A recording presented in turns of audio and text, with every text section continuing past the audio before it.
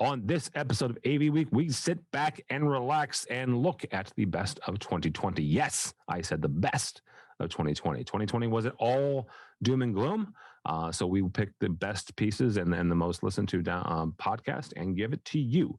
All that and more next on AV Week. The network for the AV industry.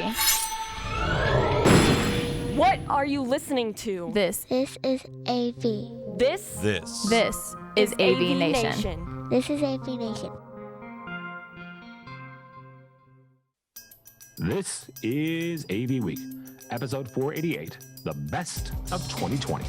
Support for AVNation is brought to you by Kramer, AV Beyond the Box, and by Draper, focused on innovative solutions, and by Chief, the global leader in commercial AV mounting solutions. This is AV Week, your weekly wrap-up of audio, visual, news, and information. My name is Tim Albright. I am your host. This is what we call our best of. So this is typically, somewhere around the end of the year. Best of, we produce somewhere around Christmas time. So actually this year in 2020, Christmas falls on a Friday, which is typically when we record AV Week. So you'll hear this the Monday after Christmas. I am not physically here on the Friday. I am somewhere in the continental United States, I am certain. So Merry Christmas, Happy New Year, Happy Holidays. Don't really care what you celebrate, as long as you celebrate something. Spend some time with family and friends and relax, and let's look back on this lovely year of 2020. What can be said about this year? This year has certainly been an anomaly for many businesses because of several life-altering events going on both a global and national scale. The AV industry has had its share of unexpected developments, some not entirely surrounding the COVID-19 pandemic. This episode, we're going to take a look at some of the biggest events that went on in 2020. Things were getting interesting as early as February, right before Integrated Systems Europe, ISE. That was probably the last show most of us had been to in person, quite frankly. There's a couple of regionals here in the States. The big story was not about ISE, rather that AVI, SPL, and Whitlock agreed to a merger, creating the largest integrator in the world.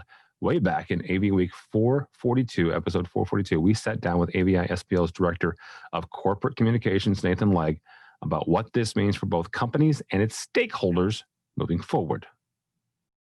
I think ultimately it means that it's a chance to just work with more great people as one company. It's something that, again, going back to the last question, when we talk about this being a great opportunity, this was a great opportunity because of a growing industry. It's the growing need from our customers, from needing that local support, that global delivery, and a bunch of different options in terms of those digital workplace services. So by having a lot more talent, a lot more great minds at work, driving toward one goal, I think ultimately it's just going to be something that we have people that are very excited about. Yeah, absolutely. You mentioned the local support, and I talked for a second there about your expansion. How does a merger like this help AVI SPL and everybody kind of, as this deal gets done, all the folks that are connected with the company?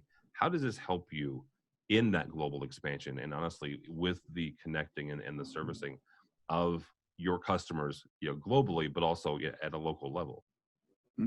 So again, it goes back to our collective or individual resources as a collective.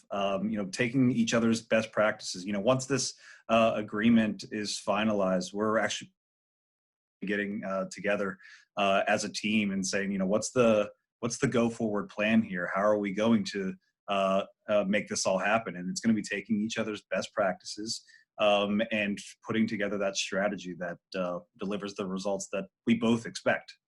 All right. Thanks so much for watching this first segment of AV Week. To check out the rest of the episode for free, click on the link below or go by the website, avnation.tv. It's avnation.tv.